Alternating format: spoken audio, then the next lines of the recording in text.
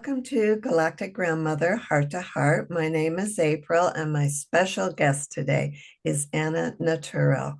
Anna comes to us from Thailand, where she is an iridologist and a naturopathic practitioner. I first noticed Anna's posts on Facebook when she was showing us this beautiful beach, the sunshine, her gorgeous fruit drinks that she drinks for health. And then she started posting pictures that people sent in from all over the globe of their eyes for her to examine and give a readout on. So I'm really excited to find out about this whole process. So welcome, Anna. Thank you for taking the time to be with me. You're welcome. Thank you, April, for inviting me. It's really an honor to be able to have this video record with you today, and I'm really excited to have this conversation and connect with you. Oh, good. I'm so glad to be able to have you educate people about what you do as an iridologist and all the ways that you can help people with their health. Could we just start with a little background, Sure. what your journey was like to get to where you are now? Sure. So it all started when I was in my early 20s, and I was basically having a classical Mediterranean diet, being myself from the Mediterranean. And I wasn't doing anything crazy, I would say, with my body. I was not abusing or any drugs or anything. But somehow, anyway, and this is what I try to explain, like anyway, I was eating like a lot of cooked food and a lot of meat and a lot of processed food in a way, like dough, a lot of dough, I will say, pizza dough, pasta dough, cake, like doughs, right? And at the end of the day, I was going through like a stressful moment of my life with work. And on that time, I was like training myself to be a diamond dealer, which was totally Oh, different. I was still observing something, and I found like a lot of similarities with iridology when observing diamonds in the eyes, but yeah, it was different. And I started to feel just like very, very tired, and just like this kind of tiredness that you cannot recover just by sleeping. And it got accumulated over the months. And then I started to like just like looking pale and just like feeling very unwell. And I went through like the medical test and analysis and so on. And they were just saying that I was fine. And I was like, no, I'm not fine. I can feel it. There's something off. And after going through a lot of tests and not getting any answer, I decided through like some recommendations to go and see a Reiki master, which on that time I had no idea what it was. I literally didn't know what it was about. And I was like, okay, let's try. I was open to anything at that moment because anyway, I didn't have the answer I needed from the medical world. And I did that Reiki session, and the Chinese master was like putting his hands on the top of my body, and then at the end, he was like burping for like 3 hours. And at the end, which was like so strange, I was like, okay. And not saying anything. And just at the end, he said, you have a block here. And he showed my right ovary. And he said, go and make some x-ray or check it. Like, okay. And then I went to my doctor, asked for a prescription to make MRI. And they found out that I had a tumor the size of an apricot on my right ovary. oh. And so on that moment, I was like, wow, this guy found the tumor basically just by not even touching my body, just by feeling it. Mhm. And these guys that I've been making all kind of tests with for months couldn't find something that is the size of an apricot in my Oh, body. boy. That was like, definitely, they are not professional and they are not educated on health and human body enough to be able to help anyone. So I got back to the Reiki master and I was like, okay, so what can you do to help me? Because he was into Chinese medicine. So I started a whole very intense protocol with acupuncture, cupping, Chinese herbs, like acupuncture 3 times per week, cupping, and all the herbs every day for like 6 months. Oh. And I remember feeling how it was basically like helping me, feeling how it was like supporting me, like a sort of like crutches, but not healing. Like something was missing. And I remember the last session I did, I was like, I came to his office and speak to his wife. She was doing all the acupuncture. And I was like, you know what? I was wondering if food could be related to health. Just an idea, I had this enlightenment. I was like, maybe there is a connection. Mhm. And she was like, well, you need, Chinese things, 5 flavors, spicy, sour, and so on. And I was like, basically, I was not eating junk food or anything. So I was basically eating like kind of like a variety for sure. I was not eating much veggies at all. I was not eating much fruits, but kind of like balance. And I was like, okay, so I have to dig deeper with that. And then at that stage, I was like, okay, this is helpful, but it's not fully helping to heal. Something is missing. Diet is the thing that is missing. And then I was like, okay, so what to do? And I was like, okay, let's try Ayurvedic. So then I went to Ayurveda, started to like check my dosha and like go through a diet that was like in balance with my doshas and so on. And it felt awful. I was feeling so heavy. I was feeling so tired, so drained. Like, I love Indian spices and Indian food, but the way I do it in the raw vegan diet, I will say, like eating like through the doshas and whatever, wow, it felt like terrible. And after 1 week, I just quit because I was like, I just cannot like stand eating more like dairy or chickpeas, all these things. Like I was feeling bloated nonstop, heavy nonstop. It was just like not working. I was like, okay, out. And then on this moment, I remember searching things on the web and probably searching like cancer healing or some natural healing, something like that. And then the website of Dr. Morse came out. So Dr. Morse has an institute, a naturopathic institute in Florida for I think 50 years now. Oh. So he's been there for ages, basically. He's like one of the pioneer of everything that we see today in terms of detox and naturopathy is inspired great in part by him, like a lot of it. And he's kind of like, I would say, the founder of who brought the raw food diet and the fruitarian diet to the mainstream in a way. So I saw his website and whatever he was talking about, which I had again no idea about what was this raw food concept, I just thought he looked like the way we imagine God look like, like white, chubby, with white hair and like a cute face, and really shining this like pure energy. And I was like, well, that must be the sign I'm looking for. So what is it about? Eating fruit. No problem. I love fruits, basically. I can eat that all day long. I was not really into veggies, but I was like, fruits, I can go for it. And so in a moment where I was diagnosed with a tumor where they proposed me chemotherapy, where they proposed me a surgery. I refused everything, stepped out of everything, and just went eating 100% fruits, where everyone around me was like, sugar is bad, sugar will feed the cancer, it will grow and spread everywhere. And I went 100% fruits for 1 year. So for 1 year straight overnight, and it's not something that I'm recommending because I'm this kind of like intense person. I'm like all or nothing kind of. But for me, it was just the way it felt right. So overnight, I went just eating 100% fruits with no veggies, no seeds, no nuts, no avocado, no fat at all, just fruits, mainly pineapple, mangoes. Yeah, pineapple and mangoes were like, and the citruses, oranges, mandarins, these kind of things. And it felt amazing, like right away. Like the first day I did that, it felt right away like, this is it. I feel really good. Like I was like, doesn't matter really what's going to happen. I feel amazing. I feel vibrant and alive.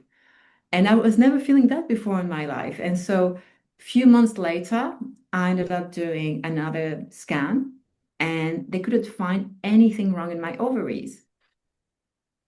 But for me, I was just feeling amazing, and everyone could witness it. Everyone around me was like, "What are you doing? You look so great. You're shining. You have so much energy. Your skin looks amazing. Yeah, I'm just eating fruits. That's it. That was like just so simple, and then it really showed me like, wow, they make it so complicated. Like they try to make us believe that cancer is this like bad monster that is attacking people, that is like very like difficult to deal with, that is spreading everywhere. No, cancer is just garbage accumulated in the body. And all we have to do is to stop putting garbage in the body and to clean the garbage out of the body. That's it. That's like that. It's like this. So of course there is like little things that can help, like the juices, for example. Juices Mhm. are amazing. I love juicing, and I've been juicing a lot. I've been doing a lot of juice fasting, but just like drinking cold pressed juices on a daily basis, it's really important because everyone is having digestive issues. Mhm. Everyone is having mucus accumulation in the body, meaning everyone is whatever everyone is eating, they're just getting this little benefit from what they are eating. So when you juice fast and when you drink juices, you basically get 100% of the benefit of whatever you put in the juice without having, because you're bypassing basically your poor digestive system, mucus accumulation, and so on. That's why it's so important. It's basically the only way to get nourished, especially when someone is sick. So that's why it makes such a big difference. I always say there's two things that makes a big difference in terms of healing.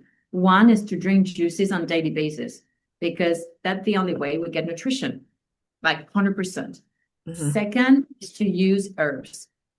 So I've been using a lot of herbal tinctures, and you really feel like every time I see people stuck in their journey in terms of healing, I really feel the big difference when they start using herbs, which is basically just food, and how like straight away the body starts to work differently, and the healing starts to kick in. So these are the two tools, and fruits is just the basis. We are just made to eat fruits. We are And just made to eat sugar. So that's simple, sweet, easy, tasty. We don't need to cook it. We don't need to spice it up. We don't need to process it, marinate it. There is nothing. It's ready. It's like there's nothing to add. It's just ready the way it is. So that's why it's the most simple food to digest, because it's just made by nature, ready to be consumed, ready to be assimilated. So that's the main three foundation to heal basically from anything, not just cancer, just like anything. and what about the juices, like carrot juice and Absolutely. celery and Any greens? any juices, anything. I always, of course, there is some recommendation of certain type of juice that will give certain effect, like the beetroot will be good, like to nourish, to like cleanse the liver, these kind of things. But at the end of the day, I always give recommendation and I say, listen to your body.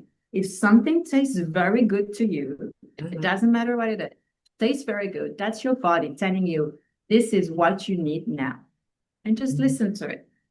So really everything that I'm always teaching is, anyway, no matter what I'm saying, no matter what the books are saying, at the end of the day, your body knows better than me, better than anyone. Listen to your body, question yourself. Do I want orange juice now? Do I want cucumber juice? Or how does it taste to me? And this is why mono dieting, like eating just one type of food per meal per day, is so important and interesting, because it really allows you to try different food, to touch them, smell them, and your body will tell you this is what you need now. And this is exactly all the nutrients, minerals, vitamin that your body needs in this moment. And so following it is much more relevant than any book, than any theory, any practice, than anything that anyone could share, because your body knows, and your body is changing permanently and have different needs on daily basis that only you can know about. And your fingers and your smell and your eyes and your taste are indicators Mhm. testers to let us know what we need in that moment. Oh, I agree. I really agree because our body has consciousness, and I communicate with my body too. Absolutely. So all of the senses, plus just I really believe in speaking and programming your body in beautiful ways that is supports it. Absolutely. Like to always like I question my organs. I ask my liver and my pancreas, what do you need now? Like, Mhm. and then something, a smell will come. I will look somewhere, and there will be something that will taste good, will feel good. And Mhm. it's really that simple. Like, if people who will understand that how powerful it is, that we just all have the answers inside of us. We just need to ask for it and believe and trust the answer. Right. My gosh, I think really like the story with the parasite is really important because again, it comes back to when I'm telling to people like listen to your body. My clients sometimes like, my body tells me I want Coca-Cola and pizza. And this is where no, there is two kind of voices in the body. So one voice that is speaking very shallow, very softly, and very gently with no emergency. This is your body. The second voice that is in a rush, that pressure, that had emergency, that is hungry, that voice, that's parasite. They are living inside of people Mhm. and using people's senses to tell them, this smells so good. This is so tasty. You should eat more of that, and this, and that, and this. This is parasite. And unfortunately, like right now, we are living in the world where one of the biggest parasite that everyone is being controlled by is candida. Oh, yes. Because basically over the last century, couple of century, I would say, the diet all over the world became fundamentally based on starches wherever you go. Either it's with like beans, wheat, bread, pasta, dough, rice, Mhm. potato. These are all the foundation of any culture throughout the world. It will always be bread with something, potato with something, rice with something, beans with something. And all of this has a very special structure, which is starch. Mhm. So people say, well, starch is just sugar. No, it's not just sugar. There is different type of sugar. And how I explain it, sugars is like a train. So there is fruit sugar, which is like a train of like few little wagons, might be 5 or 6 wagons. So it's very easy to extract one by one. Plus, fruits contain already enzymes to break down the train, to extract the wagons and assimilate the sugar. When you are talking about starches, we're talking about train of like 2,000 wagons. So of course the body cannot plus without any enzymes included. Mm. So we cannot extract the sugar, each wagons from this 2,000 long train. So what is happening? We just get a little bit of it, and then the rest of it, which is sugar, complex sugar, stays in the colon, which is a dark, humid, warm place. And what is happening when we put sugar in a dark, humid, warm place? It ferments. Mhm. And then bacteria are coming and growing and expanding. And then for sure, the more they grow, the more they want more of it. And the more they convince us that a meal that doesn't contain starches doesn't feel fulfilling, that something is missing, that we're still hungry anyway. We need to eat something more. And this is really like people think they are being controlled by the new world order or anything like that. No, this world is being controlled by parasite. And it is working. Yeah, absolutely. This is who is controlling everyone, poor and rich and wealth and whatever, politicians or whoever is being controlled by that. Their whole system on daily basis is being run by that. They wake up in the morning and the first thing they're thinking, what I'm gonna eat. Because parasites are like, okay, hey, 7 a.m., let's wake up now. We are hungry now. It's been 8 hours, we haven't been fed. We are hungry. Bacon, eggs, bread, potato, rice, French fries, like you got it. So it's like bread, toast, like, and this is how, and the whole day, and you can really experience it when you're like fasting, specifically when you do dry fasting, when you don't consume anything, you just breathe basically. You can see how like the whole entire day of people around is led and construct based on food. So it's like the first meal. So then it's like, okay, what I'm going to eat next. So what to buy, cook it, prepare it, which restaurants I'm going to go, what I'm going to eat, and then next. And then it's like the whole entire day, psyche is literally just chopped off by small pieces of like, okay, the next meal, the next meal, the next meal, the next meal. And it's kind of crazy. They're the one controlling everything. And it's working. It's interesting to see how it's working on a physical level, but also they have the same mirroring parasite on the esoteric level. Mm-hmm. Because the same kind of parasite that are in the body, they allow open gates for entities and parasites that are in the space to also control people.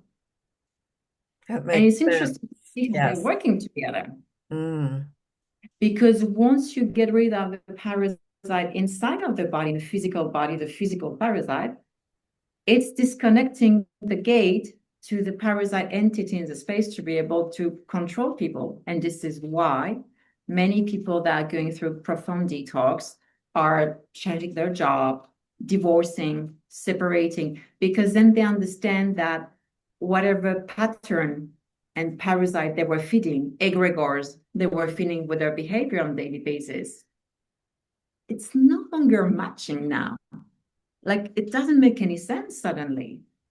And this is why a lot of people that are experiencing mental disorder are feeling basically when people say, can we heal like any mental disorder by changing the diet? Not exactly, but I have seen it being healed by getting rid of parasite, which include changing the diet, obviously. Mm-hmm. Once we get rid of parasite, the mind feels like much more clearer. And when we are fasting, we suddenly understand that we are finally free to think, to do what we want to do. We have a lot of time free because basically we realize that the whole entire lifetime was based on what to buy, going to buy it, unpack it, cook it, prepare it, wash everything after, eat it, Mm-hmm. digest it. And it's like, how much time is all of that, you know? Too much time. Now, well, what is the best way to get rid of parasites? So there is one first thing to understand. It doesn't matter. There is so much now like fancy protocols and like a kind of herbs and packaging of things to do to get rid of parasite. Nothing will get rid of parasite until we still feed them. And this is what nobody wants to hear because nobody wants to change the life. Nobody wants to change the action that have been leading them to be who they are. Mm-hmm. They just want to add something new that will fix everything whilst they still do the same thing on a daily basis. No, it doesn't work that way. So the first thing, what worked the best is really to stop feeding them. And it goes through a little hard time period. Yes, we will feel hungry all the time. We might even feel very angry. We might even feel like physical disorder, being crashed, tired, exhausted, moody, like all kind of like things that suddenly will be like, oh, but it's what happened to me. Like I was feeling so good in my diet, basically. And now I'm like eating healthy and I feel terrible. I feel crashed. I feel tired. I'm not happy anymore. I'm sad. I'm depressed. Yes, because they are dying and they are depressed. And Oh. though they are showing you that they are sad and that, well, there is one solution for that. Eat a pizza. Oh. And then suddenly, ta-da, you feel great and happy and all be good. But the thing is like, who is in control? Who is driving that body? That's a question. Plus, it is all the side effect that it is creating. yeast infection, bloatingness, eczema, psoriasis, dandruff. I mean, it's like the list is endless. Low iron, because they also consume iron. I mean, the list is endless. So it's like for this moment of like short pleasure that we get, which are short because a few hours later we need to feed them again. So it's like really short. For this short pleasure, basically, we are getting so much side effect in our body. Plus, for me personally, I feel I want to be free in my body to choose my life, to choose what I eat, to choose when I eat, and also to be free to not eat if I want. If I can't, let's say sometime I'm traveling or I'm busy, it's like I can go on without eating. Like no one is pushing me. No one is like getting angry at me because I'm not eating. I'm free. And then when I have food, I will eat, which is totally normal when you think about it. If we will live in nature, we will never have food every day, 3 times per day, 5 times per day. We will go around, find something, eventually find it, maybe not. Some days, yes, we will find a lot and then we will eat a lot. We will not be like, oh no, I'm just going to eat a little bit and then 3 hours later, a little bit. No, we will just eat a lot because there is a lot now. And then maybe the next few days won't be anything and we won't eat and it will be fine because the body is totally able to function without having to eat on daily basis and actually function much better when we are not eating on daily basis. And this is where there is something very important here to understand. Food is fuel.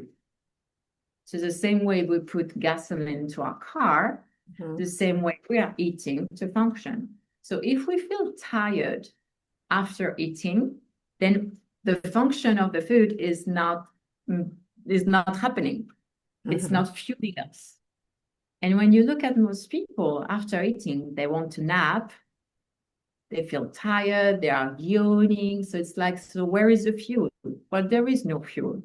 It's just food for the parasite. It's fueling them, but not us. But it's using damaging our body to feed them. So my question is, like, are you okay with that or not?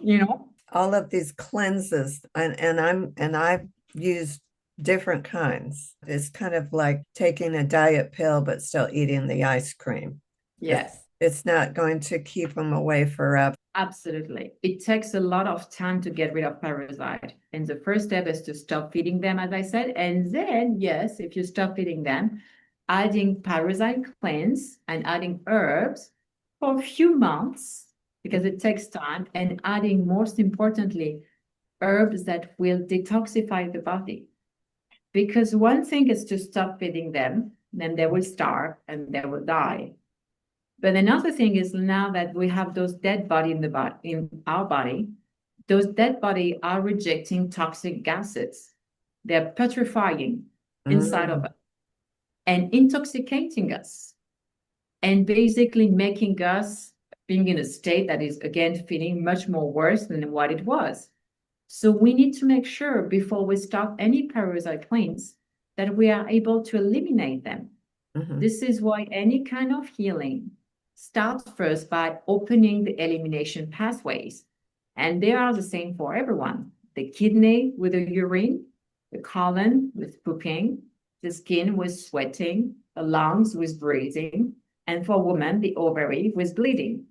So the top number one thing before to start any parasite cleanse or whatever, you want to make sure those 5 exits are working properly, meaning that people are having 2 to 3 bowel movements per day, every day.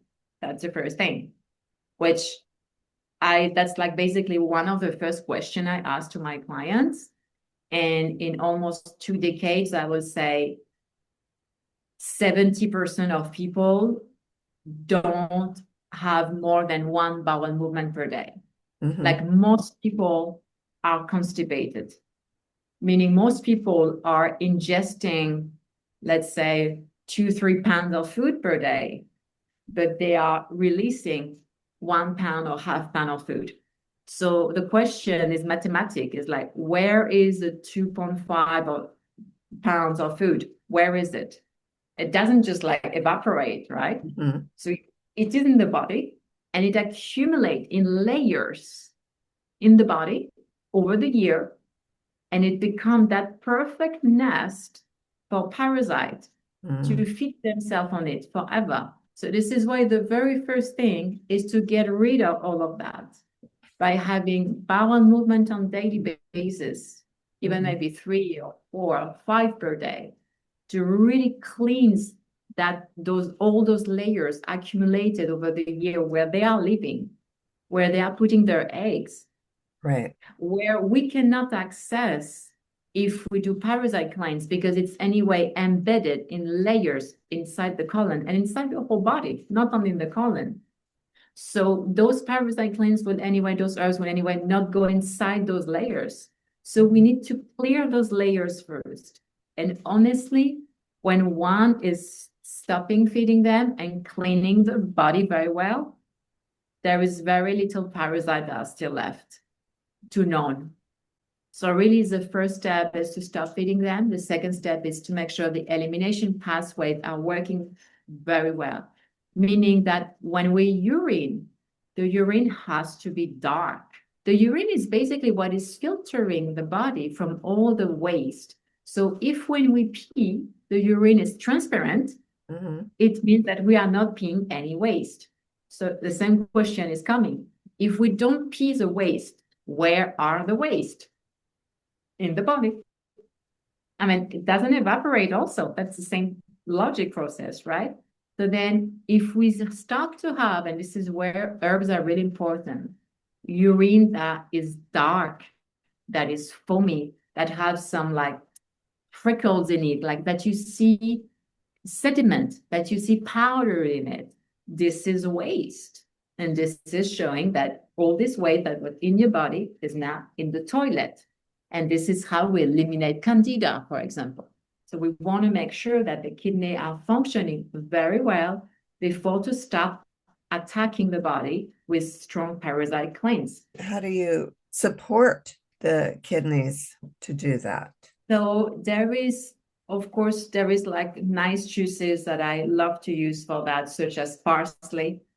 I personally feel like parsley and lemon are amazing for kidneys because the lemon will have this alkalizing effect. It will break down all the acidity and help it to push it through the kidney. And the parsley will really nourish the kidney, give it power and strength. And I feel like it's a very, very good combo personally that is more efficient and safer than celery.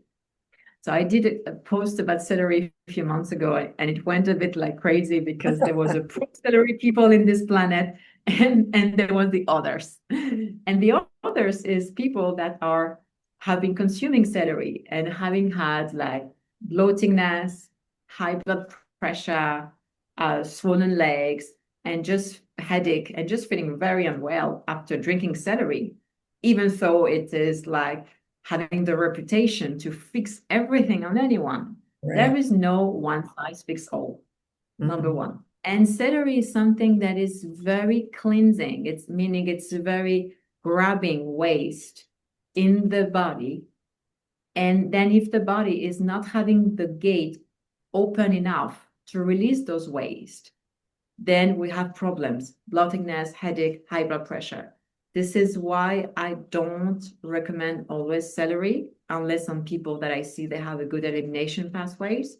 And this is why I prefer to use parsley and lemon because I see that not making any problem basically to most people, being much more safer and being so efficient. There is one kind of fasting that I love to do, which is basically a alternated dry fasting Mhm. of like dry fasting over the day, and then every 8 hours, so 3 times per day, to have 1 glass of 400 ml. How much is that for you? Maybe 16 ounces, like a mason jar, Mhm. right?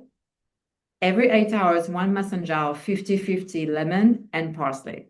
Oh. And in between, nothing, no water, no drinks, nothing else. Which is having this double effect that I love because we need to understand that in order to fix something in the body, The body needs to rest. Just like the car. Let's say if you break something in your car, you're not going to drive your car on a high speed and try to fix it on the way, right? Mhm. You're going to stop the car and then fix it.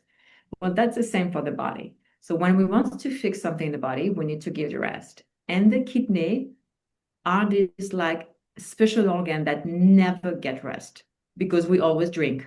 So they will never, even when we juice fast, they don't get any rest because they're anyway filtering, anyway working. So this is why dry fasting is so powerful, meaning to not drink anything or eat anything during 12 hours, 24 hours, a period of time. And then that's the only moment where the kidney get the rest, and therefore they can start to like fix old things that they could not do before because they were constantly working. Mhm. So one way that I like to do for beginners is to combine this dry fasting with a parsley and lemon, which is giving some time of rest to the kidney to be able to basically process the waste, but at the same time being very supported by the parsley and being held, I would say, by the lemon that will break down the waste and therefore help the kidneys. So this is why I really love that fast, and I always see it giving great, great results. Ooh, well, I'm going to have to try it myself. Yes, Yeah. absolutely. So that's a way to support the kidney by certain juices, dry fasting, and of course, using herbal protocol. There is a lot of herbs that are amazing, available all around the world. I always say to people, do not try to get anything that comes from far away. In your land, everywhere around us, God is very generous and has been creating plants and healing herbs everywhere in the world for everyone. So in each region of the world, there is more than enough herbs to help with the kidneys, to help with the liver. So to check what is around, and sometimes you just check literally what is in your garden, and you'll find things that will be helping your body and helping the kidneys. I think that a problem that's pretty pervasive here in the United States is fatty liver, and that's got to go back to the diet. Absolutely. Well, the starches, Hmm. it comes back to the same thing. So the accumulation of waste and toxin from the all the chemical that are introduced in the food, all the preservatives, Mm. all the pesticides, which the liver will just take on as a sponge. But what people don't understand, and again, we come back to the same conversation like with a parasite, the liver do not have any exit, right? Hmm. So we cannot go on with big cleansing process of the liver before we have find where it is going to go. So Hmm. this is why when people push liver cleanses and taking herbs for the liver and so on, yes, but where is it going to go? So we need to make sure first that the colon is working properly, 2, 3, 4 times per day, eliminating well for a few months already. And then we can start to look at the liver and start to cleanse the liver because it will all the waste from the liver will go into the colon. So if the colon is full, it's gonna get stuck and then we're gonna feel worse. So this is why there is some like logic to follow in terms of healing that are very simple, basically. It's like very easy to understand. It's nothing mysterious to do before to start going into deep complex process Mm. like the parasite cleanse or the liver cleanses, for example.